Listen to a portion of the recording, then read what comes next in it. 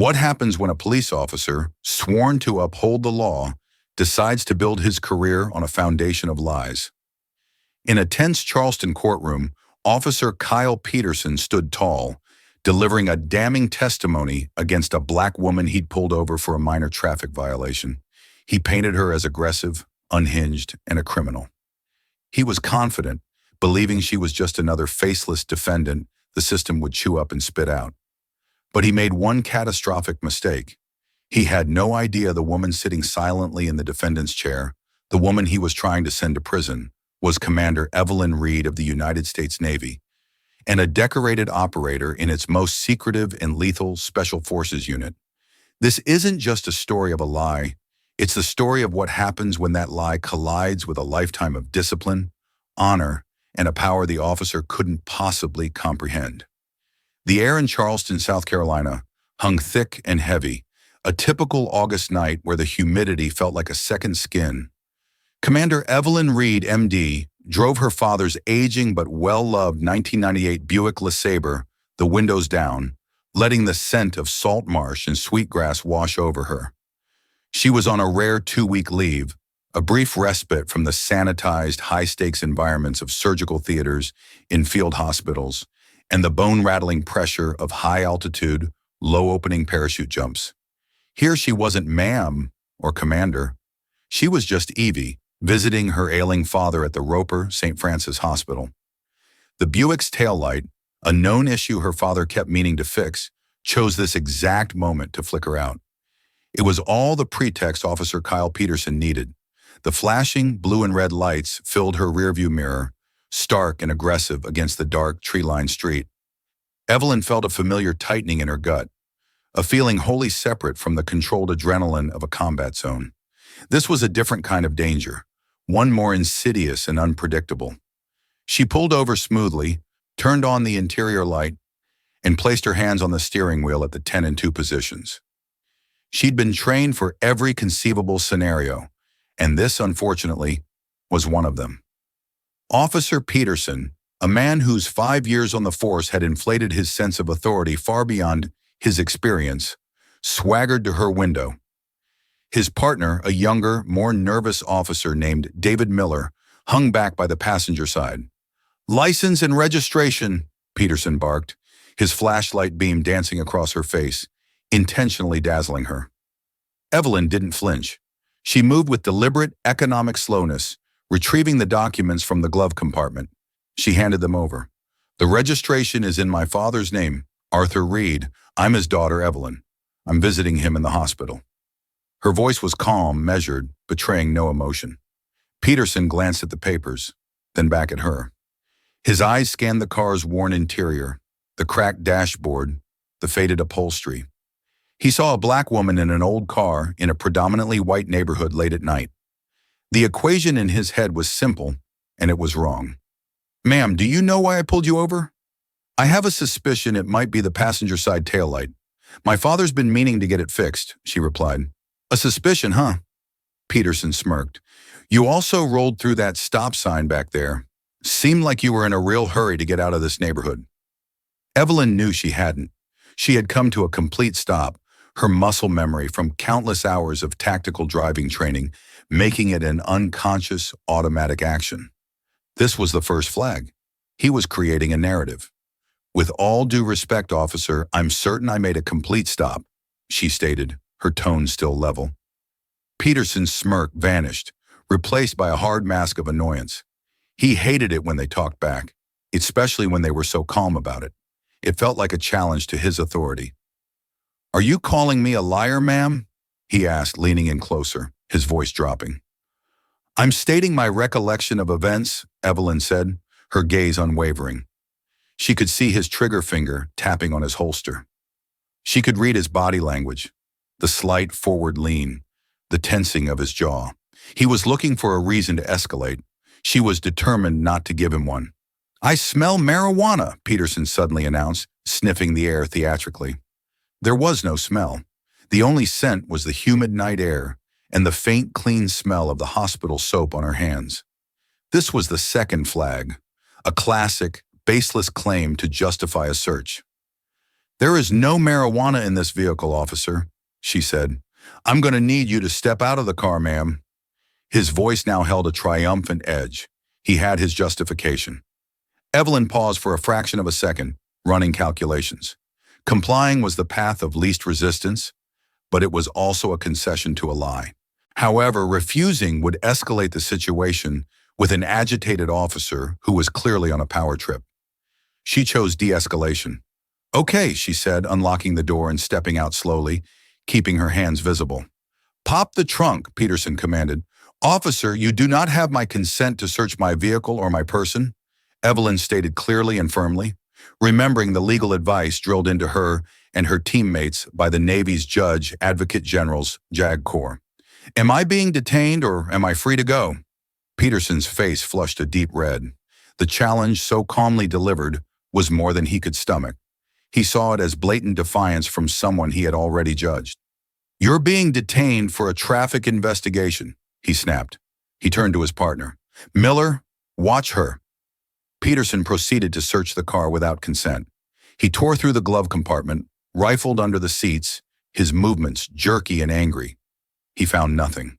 No marijuana, no contraband, nothing but old maps and a box of tissues. Frustration radiated from him.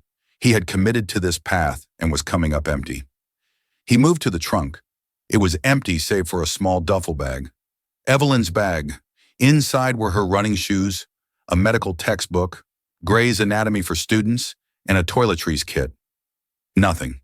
Peterson slammed the trunk shut. He walked back to Evelyn, his eyes blazing with a mixture of fury and desperation. He had to find something. He couldn't have this woman drive away after challenging him, making him look like a fool in front of his rookie partner. His eyes fell on her pockets. "Turn out your pockets," he demanded. "Officer, again, I do not consent to a search." That was all he needed. "She's resisting," Peterson yelled, grabbing her arm. Before Evelyn could even process the sudden violence, he had twisted her arm behind her back in a move that was both clumsy and painful. To a normal person, it would have been agony. To Evelyn, who had endured SEER, survival, evasion, resistance, and escape training, it was a minor irritating inconvenience. The real danger wasn't the pain, it was the loss of control of the situation. As he was cuffing her, Peterson, with a sleight of hand he thought was invisible, palmed a small plastic baggie from a hidden pocket in his own vest and found it on the ground near her feet. He nudged it with his boot. Well, what do we have here?" he said, his voice dripping with false discovery. He picked up the bag, which contained a small amount of a white powdery substance. "Looks like we know why you were so nervous." Officer Miller's eyes widened for a second, a flicker of shock and understanding crossing his face before he quickly schooled his features into a neutral mask. He had seen it. He knew exactly what had just happened.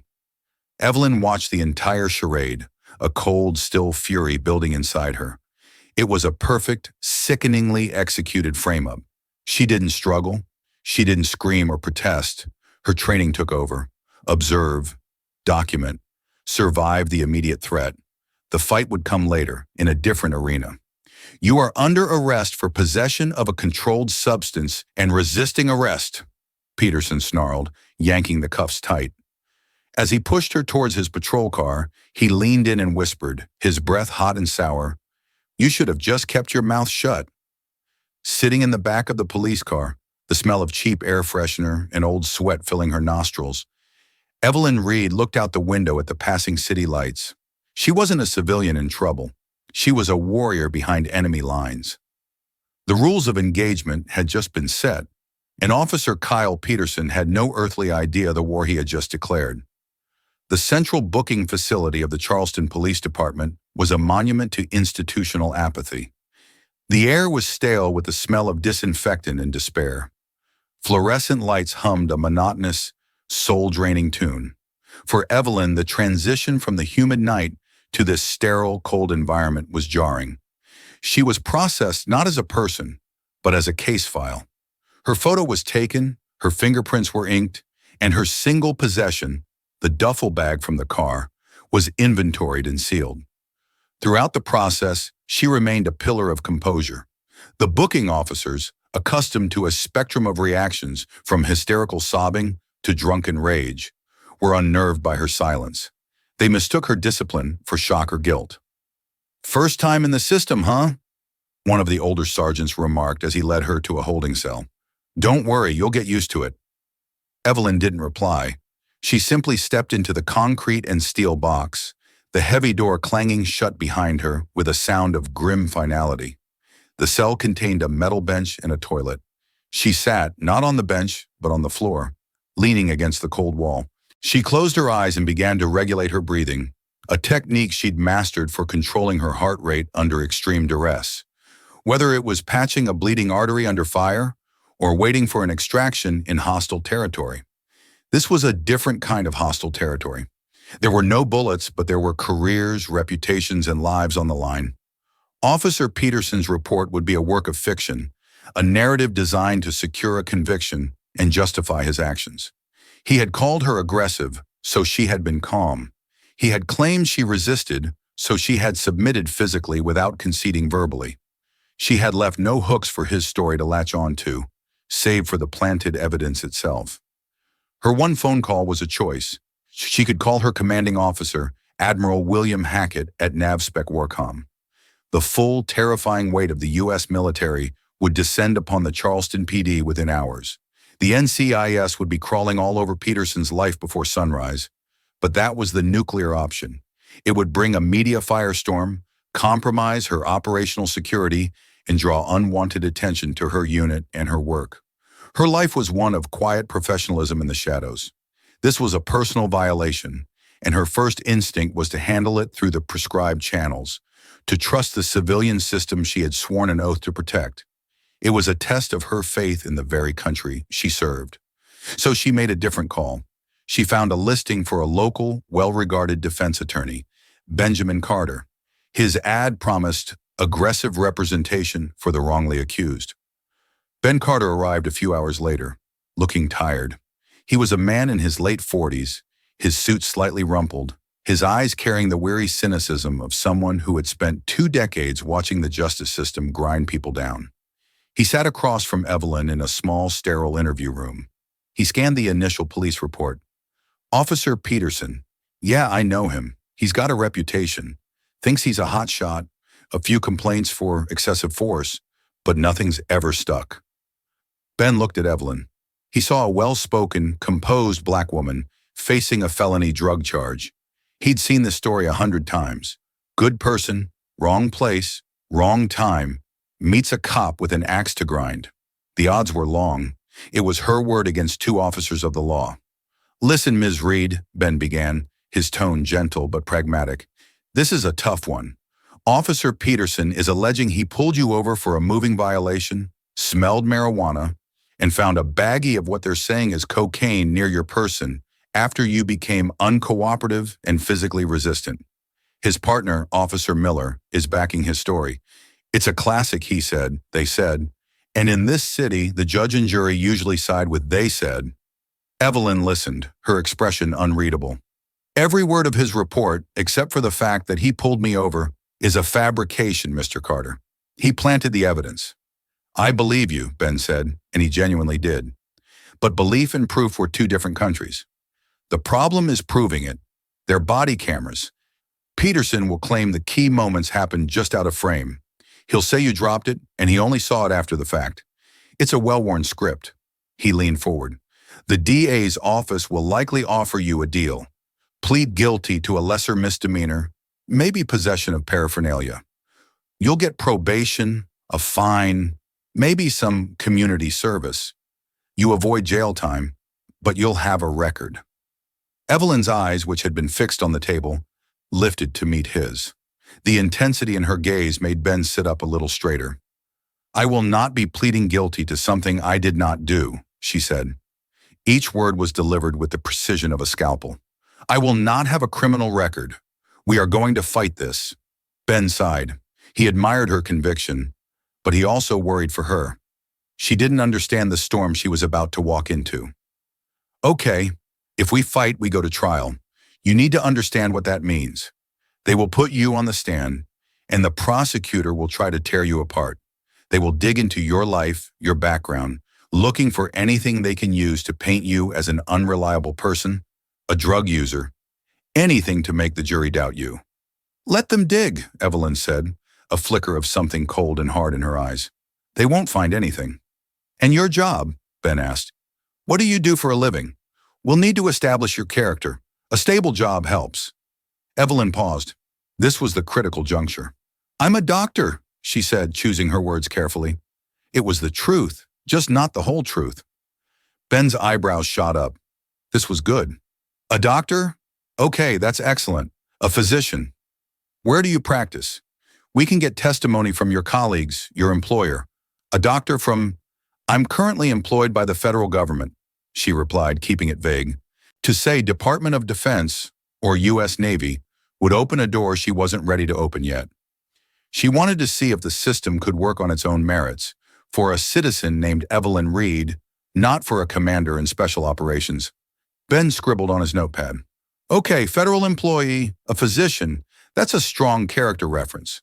But they'll still see it as your word against two cops. It's an uphill battle. Are you absolutely sure you want to do this? Once we plead not guilty, there's no turning back. Mr. Carter, Evelyn said, her voice dropping to a near whisper, yet carrying more weight than any shout. I have been in situations that make a courtroom look like a playground.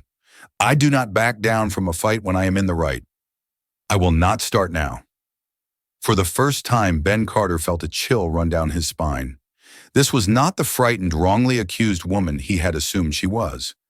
There was a depth and a hardness to her he couldn't quite place, a core of tempered steel beneath her calm exterior. He looked at her, truly looked at her, and saw not a victim, but a strategist.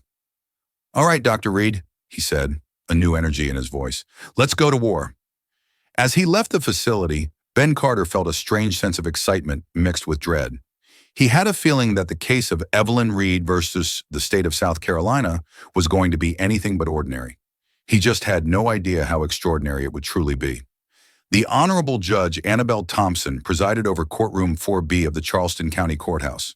She was a stern but generally fair jurist, with 2 decades on the bench and a low tolerance for theatrics.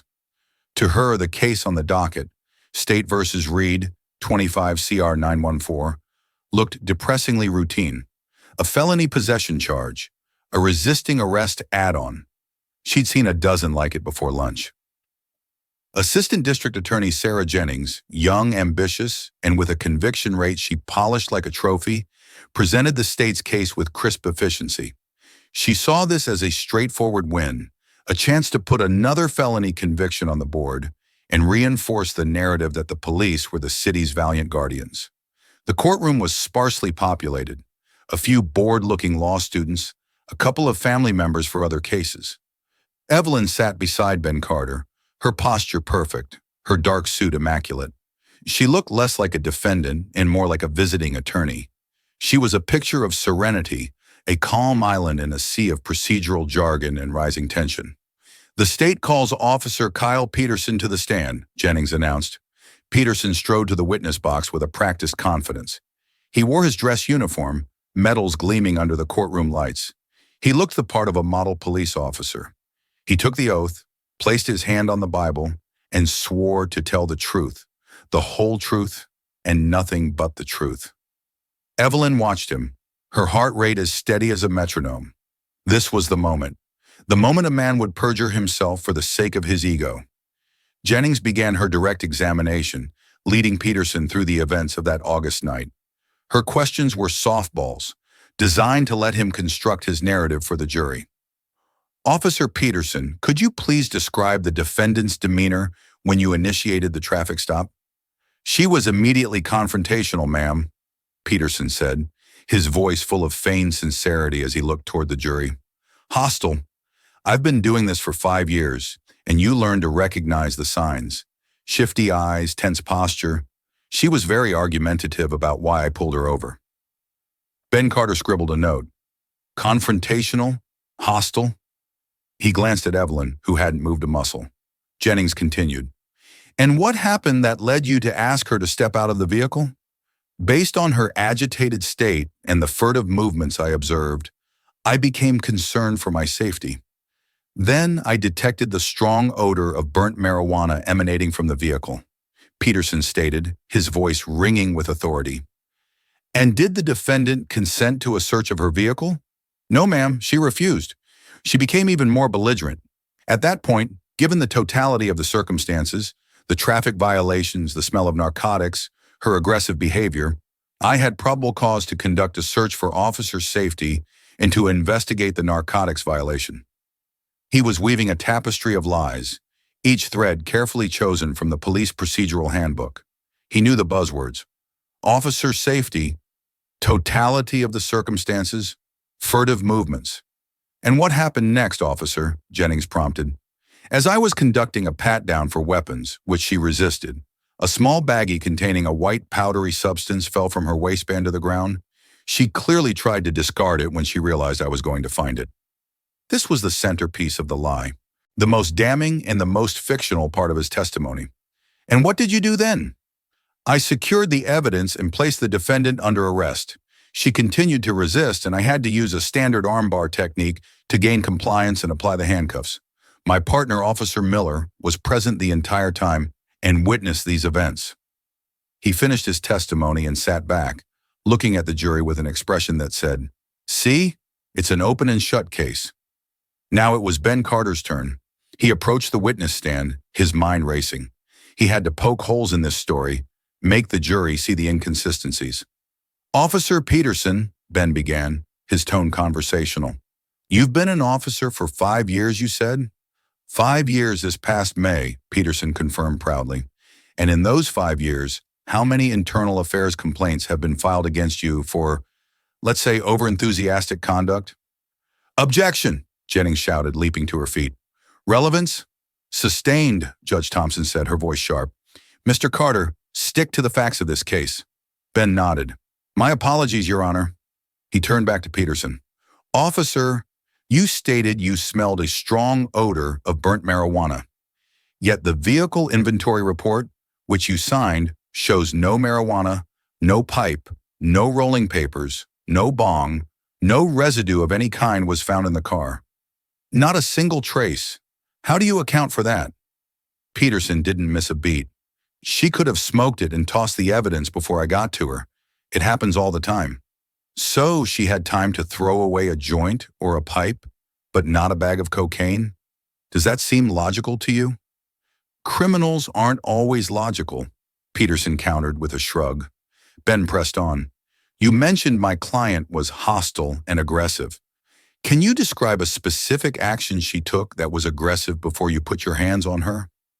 Peterson paused for a second. Her tone, her refusal to comply, the way she stared me down, it was aggressive body language. "The way she stared at you," Ben repeated, letting the absurdity of the phrase hang in the air. "Dr. Reed is a trained physician.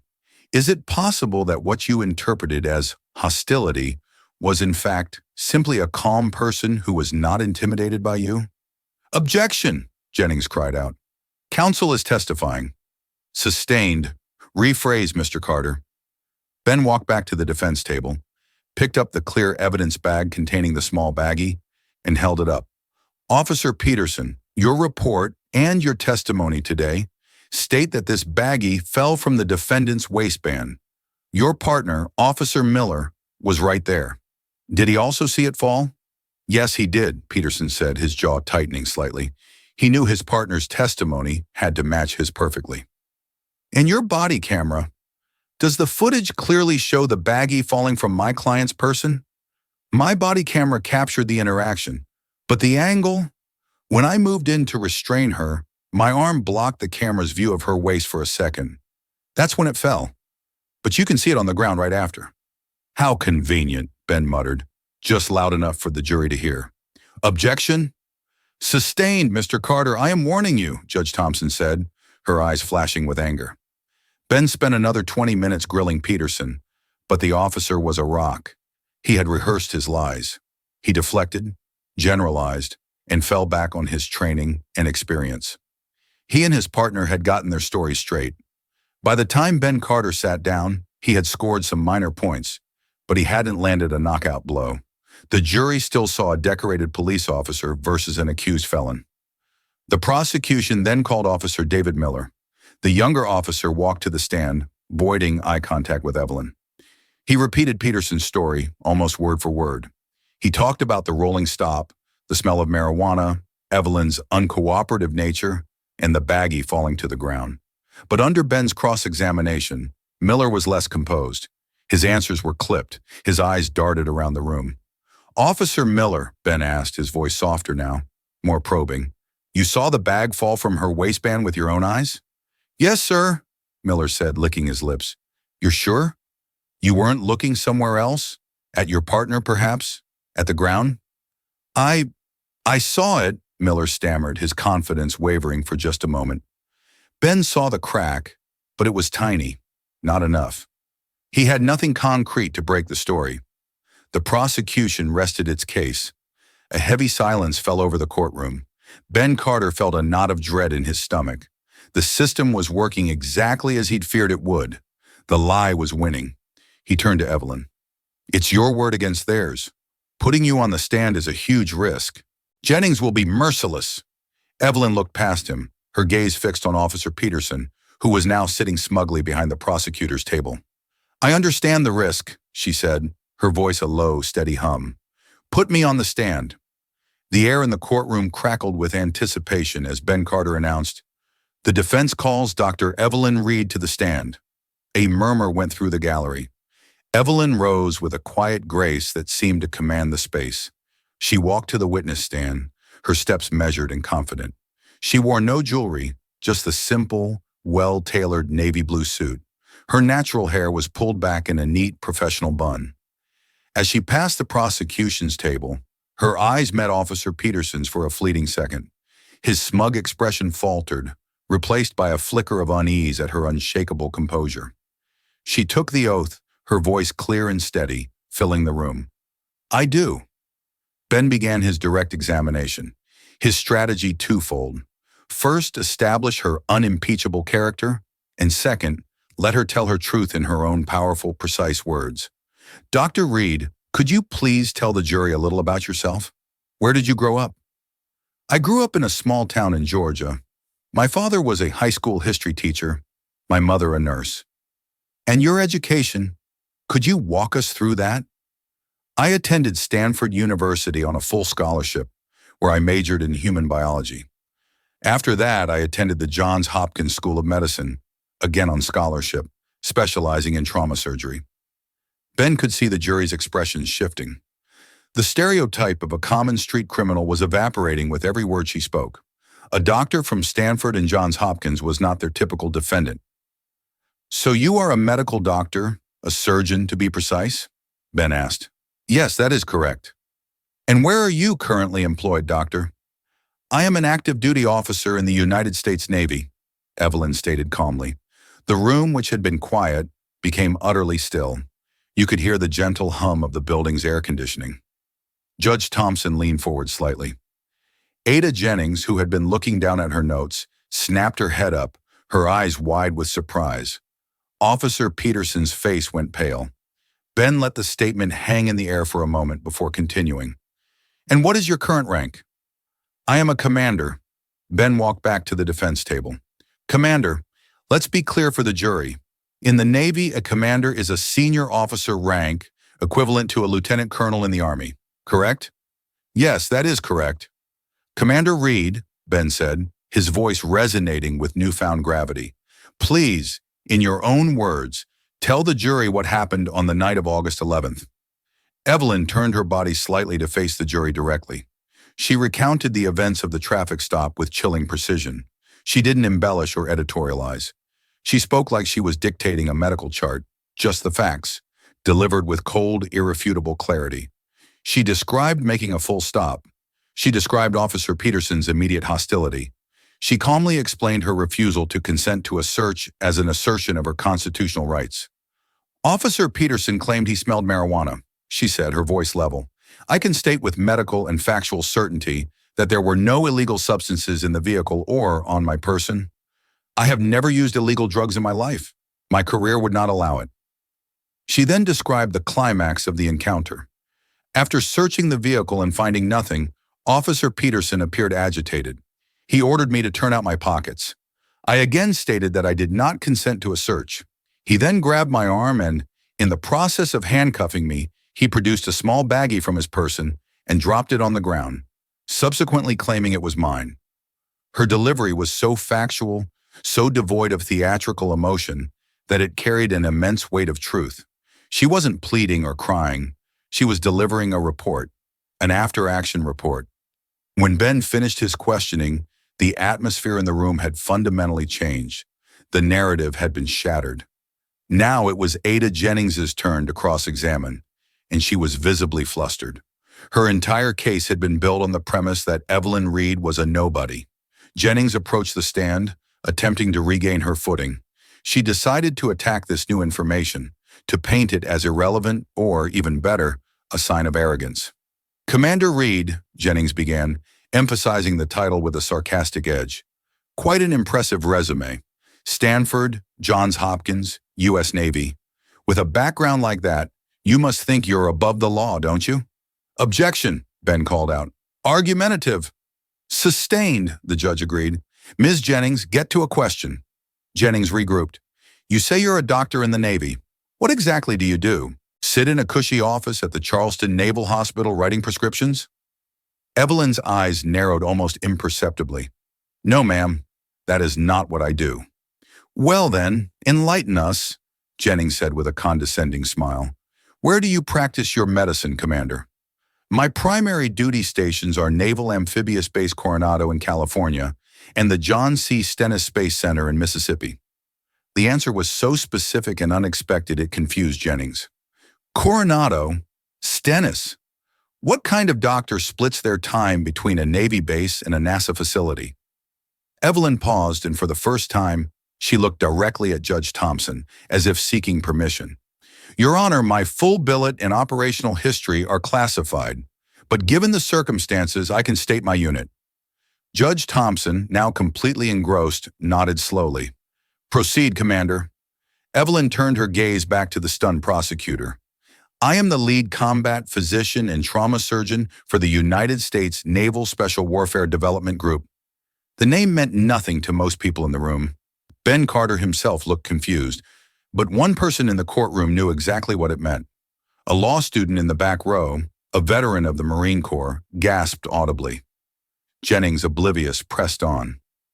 "And what is that? Some kind of research group?" Evelyn's voice was now as cold and sharp as surgical steel.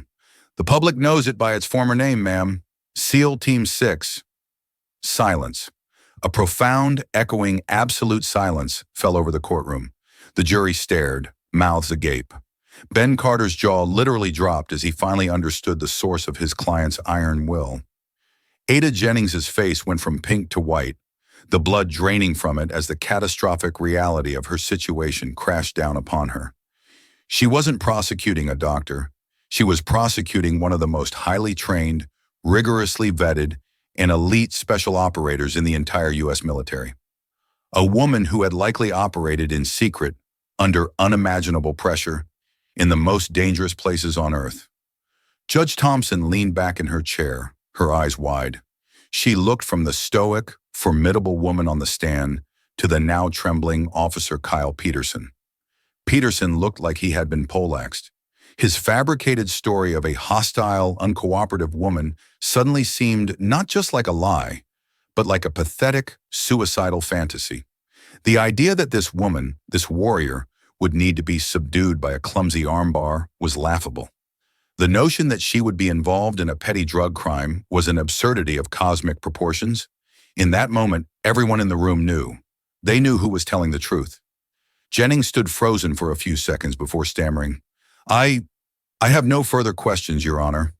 She practically stumbled back to her table, collapsing into her chair.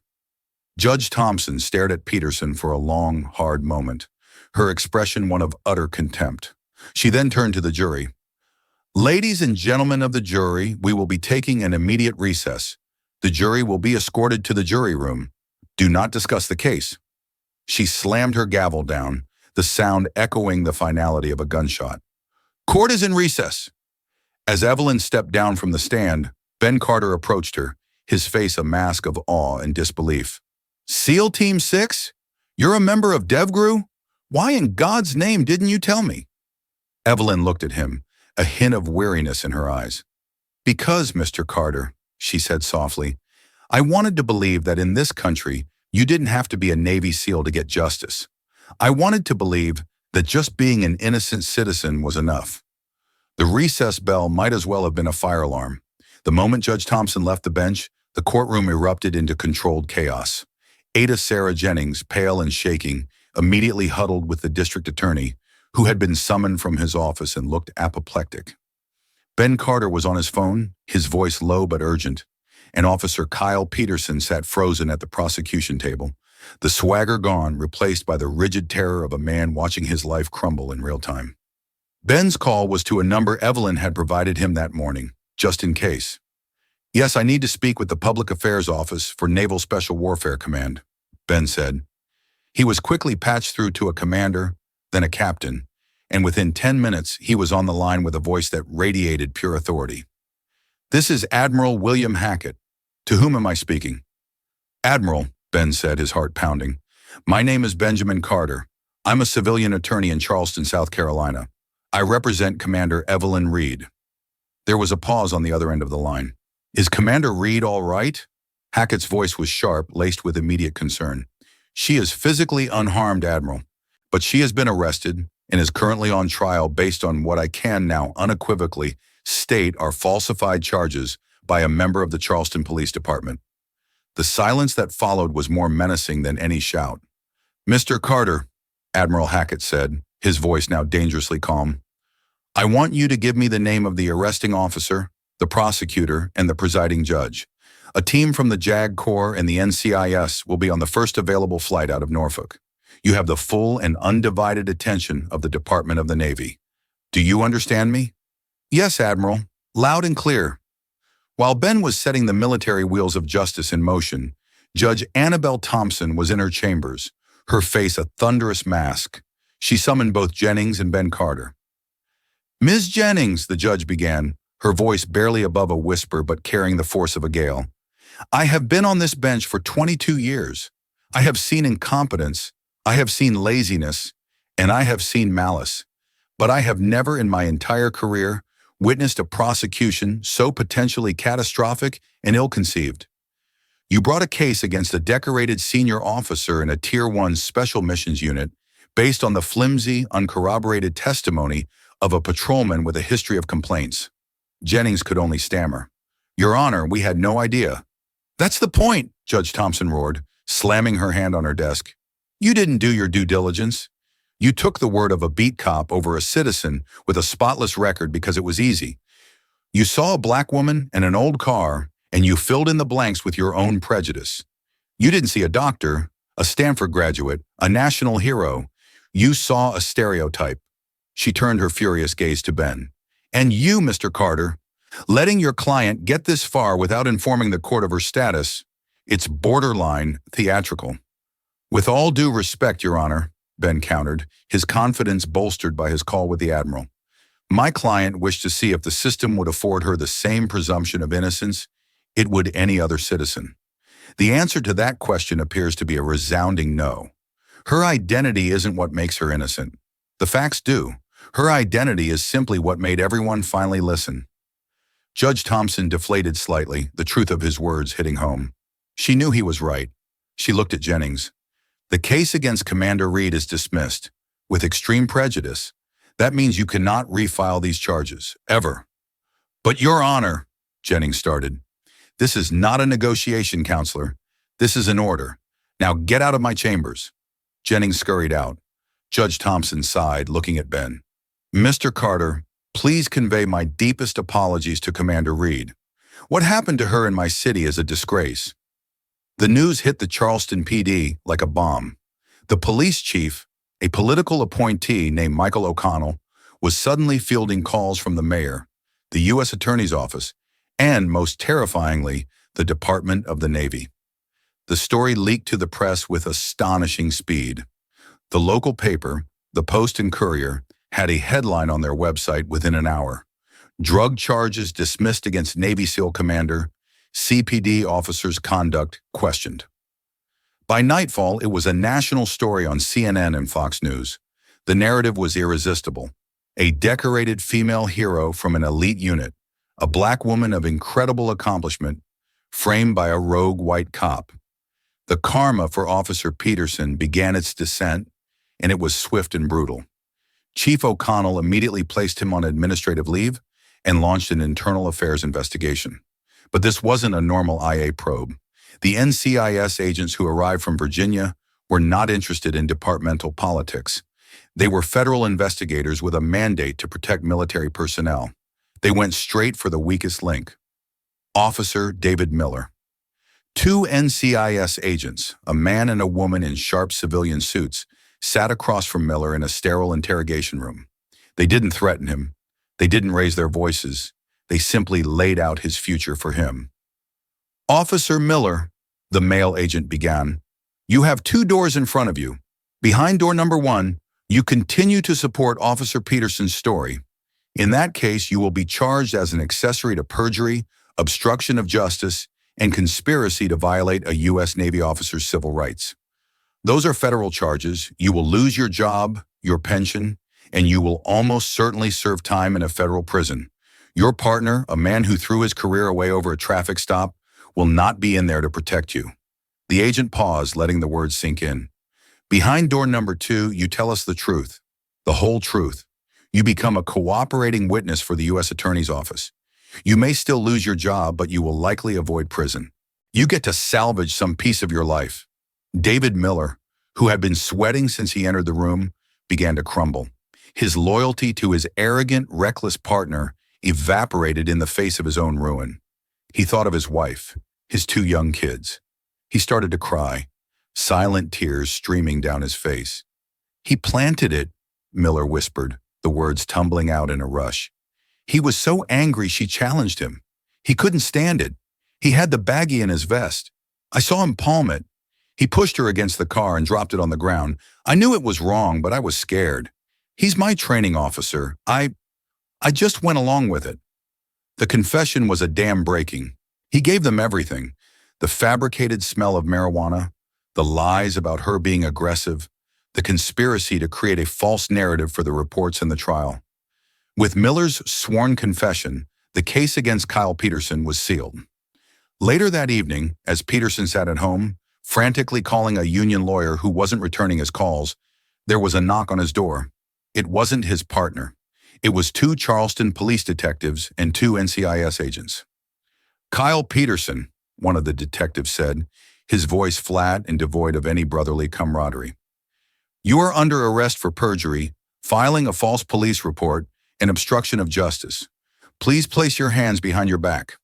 As the cold steel of the handcuffs clicked around his wrists, the same cuffs he had so smugly tightened on Evelyn Reed, Peterson finally understood.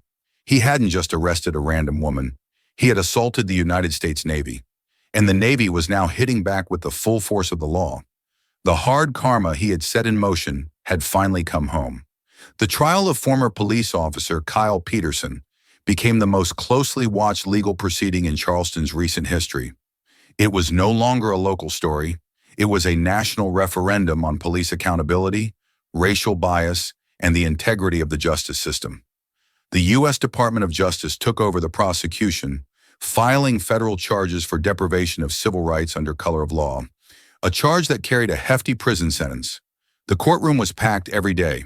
In the front row sat Admiral William Hackett, in his full dress whites, a silent, imposing testament to the gravity of the offense. He wasn't there to intimidate the jury. He was there in solidarity with his officer, a 4-star anchor of support for Commander Reed. The prosecution's case was overwhelming. They had the sworn, tearful testimony of David Miller, who recounted the entire frame-up in excruciating detail. They had Peterson's own body camera footage, which, when viewed with Miller's confession, became a damning piece of evidence. The camera's convenient blockage of the view of Evelyn's waist now looked like a deliberate act of concealment. The audio captured Evelyn's calm, measured tones in Peterson's escalating aggression, completely contradicting his original report. The prosecution also brought in character witnesses for Evelyn, a professor from Johns Hopkins, a retired Navy captain who had been her first commanding officer. They all painted the same picture: a woman of unparalleled integrity, discipline, and calm under pressure. When Commander Evelyn Reed took the stand, this time as the state's star witness, she was the picture of military bearing. She wore her service dress blues, her chest adorned with ribbons that told a story of service and valor: the Bronze Star, the Purple Heart, the Defense Meritorious Service Medal, and others that the civilian world could not comprehend. She did not appear vengeful or triumphant. She simply recounted the facts, just as she had in her own trial. But this time, her words were not a defense, but an indictment. Her testimony was a powerful lesson in grace under fire. Peterson's defense was weak and desperate. His attorney tried to paint David Miller as a liar, trying to save his own skin, and argued that Peterson had made a mistake in a high-stress situation. But the argument fell flat. There was no high-stress situation until Peterson created one. The jury deliberated for less than 2 hours. The foreman, a middle-aged woman who worked as a school librarian, stood and read the verdict, her voice clear and unwavering. On the charge of perjury, we the jury find the defendant, Kyle Peterson, guilty. On the charge of obstruction of justice, we the jury find the defendant guilty. On the charge of deprivation of civil rights, we the jury find the defendant guilty. A gasp went through the courtroom. Kyle Peterson slumped in his chair, his face ashen. He was a convicted felon. He looked across the room and saw Evelyn Reed, who simply watched him, her expression not of hatred, but of profound, sorrowful disappointment.